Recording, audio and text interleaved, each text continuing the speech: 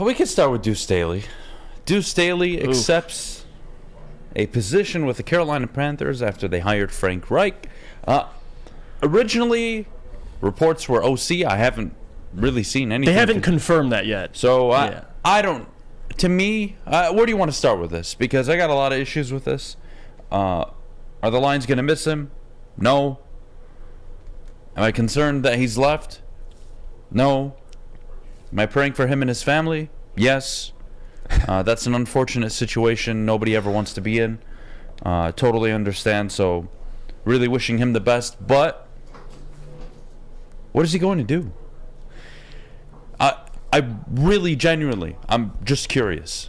Right. It's not an OC position. Frank Reich is the play caller. I don't know if you guys know this. Frank Reich comes from the Philly tree, from the Andy Reid tree, really, if you want to date it back. When he was the Colts, he was the guy. And then they threw their offensive coordinator under the bus.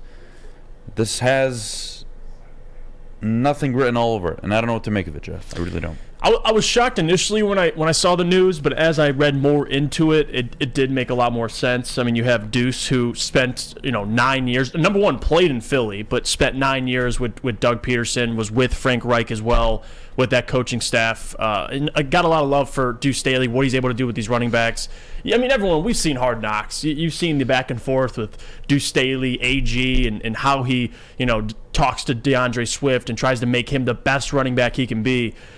And then I started reading more into really Deuce's personal life, and it made a little more sense to me. I mean, number one, he's from Carolina, South Carolina specifically, grew up there, went to high school there, went to college there, played college football.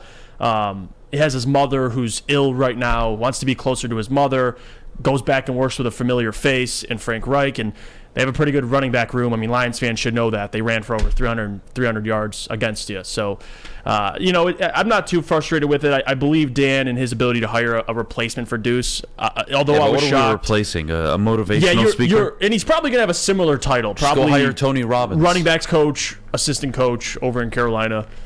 But you know what else? This is the more important news to me. After his departure, I don't know if you see this because it was kind of under the radar, but the Lions, like about a week and a half ago, they hired a new tight ends coach. Yes. Yep.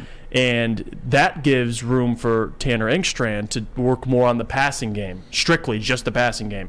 So what that means is now you get to groom somebody. He'll get a year under Ben Johnson, potentially, if they want to go internally. Absolutely. So I like how they're kind of shaping up this coaching staff and preparing for the future. But, hey, love Deuce Staley. I'm going to miss him, but I believe in Dan. You're going to be able to find a replacement for him. Yeah, I'm going to miss somebody telling DeAndre Swift he's a bitch. That's great. Go hire Tony Robbins or Gary Vee. I don't know. Tony Robbins, yeah. Who's the other guy? David Goggins. Go get David Goggins. No, David Goggins would be make him your running back coach. That I would pay to see. That I would pay to see. Yeah. I would buy season tickets if they pull that off. I keep seeing Barry Sanders too. It's not happening.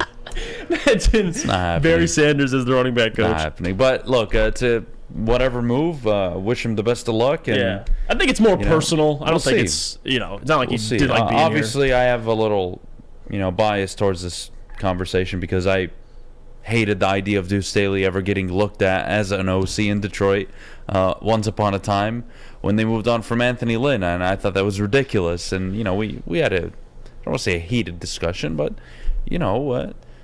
it never made sense. It never made sense in Philly, and never made sense in Detroit. I wish him the best of luck. But let's get to your boy Aaron Glenn. Hey, second interview lined up. And what did we talk about yesterday? Arizona needs an adult in the room. Mm-hmm. Kyler Murray, Hollywood Brown, DeAndre Hopkins. Some faces on defense, but it's a project. In a division where they will not be better than the Niners next year. They will be maybe on par with the Rams. If the Seahawks fall off, then on par with the Seahawks if they're really lucky. This is a tough job, which has upside, like all NFL jobs do. They have upside if done correctly. But you need an adult in the room. I'm still on the Brian Flores train. I haven't really heard much there. The fact that he, as an Aaron Glenn, is going for a second interview, good for him. But you got a lot of work to do. Yeah. Your franchise quarterback is hurt. He doesn't play like a franchise quarterback because one of the ultimate qualities of a franchise quarterback, Jeff, is what? Well, availability. That's a big one. Yeah. That's the biggest one. Stafford, for all the knocks you could give him, he was always there. Brett Favre, all the interceptions, he was always there. Yeah. That's the franchise guy. Not playing Call of Duty. Not have to worry about what you're going to do. And this is why I hate running quarterbacks. Kyler Murray doesn't run because it's a skill only. He runs because he can't see over the offensive line. He runs because they don't really have a working offense, to be honest with you. And that's not ideal. So whoever you hire, please make the hire about how do we get the best out of Kyler Murray and protect him. Do I think Aaron Glenn or Brian Flores or any defensive coach is that? No. But damn it, Kyler also needs an adult in the room. Kyler does need somebody to put his arm around him and say, son, let me teach you the ways. Right. You want to last 12, 13 years in the league like I did? Let me show you how. You got to do this. You got to do that. You got to prepare. You got to do this. And I don't like the Colts. Listen, a head coaching job, a job's a job. You're going to get guaranteed money. It's an opportunity for Aaron Glenn, so I love it. He's getting a second interview.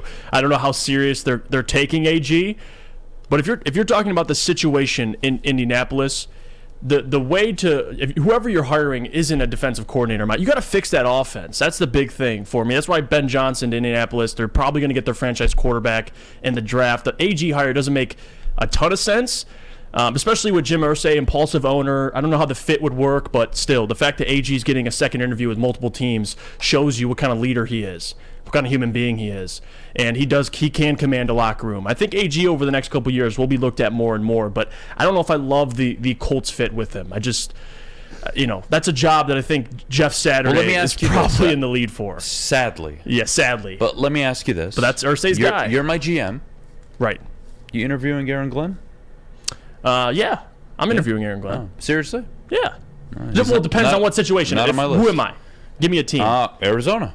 Yes, I would interview Aaron Glenn. Interesting. Depends on I got it. If he's the right fit. If you want an adult in the room, leader of men. I'll give you that one. He checks that box. Yes. But do you want to hire somebody who's inexperienced after you just took on Cliff Kingsbury? Probably not. So that's why Brian Flores to me is the pick for Arizona. It makes sense. It makes too much sense, especially if he wants to be there. Well, in the sake of getting the Lions more draft picks, hopefully it's Aaron Glenn. Yeah. And you're missing out on the DC who led the Lions to an outstanding overall rank on defense of 30th in the NFL. So not too much loss there. But if I'm honest about Aaron Glenn, I think very underappreciated. Definitely. The work he did down the stretch, really last year and this past season. You look at his first year in Detroit, Dan Campbell, Anthony Lynn, that whole crew, he kept them in those games. I don't know how they did it, but he did. And then you look back to last year, that 10-game stretch where they had a top 12 defense. Won by accident. Pass rush got better, started forcing takeaways. Lions started winning games. That's nice. See, that's what you look at with Aaron Glenn is how does he develop young defensive talent? He's done that. To an extent. The secondary position, I'm not sure how they haven't been able to develop it. You can say Mike Hughes, but Jerry Jacobs, but come on. Need some talent there. Yeah, you do. But Kirby Joseph, I got to give him that, right? But if the player has talent, he's shown he could bring it out of him. Kirby, 100%. James, Aiden. And again, there's other coaches, but AG to me, he checks a lot of those boxes. But the biggest thing to take away from this, the fact that Ben was in these conversations, Aaron Glenn, Deuce got pulled away to Carolina. This is something different in Detroit. I've never seen this in my lifetime. As many assistants being plucked away as it's happened this year or could happen in the future. It's a great thing. It means you're trending in the right direction. That's what that means.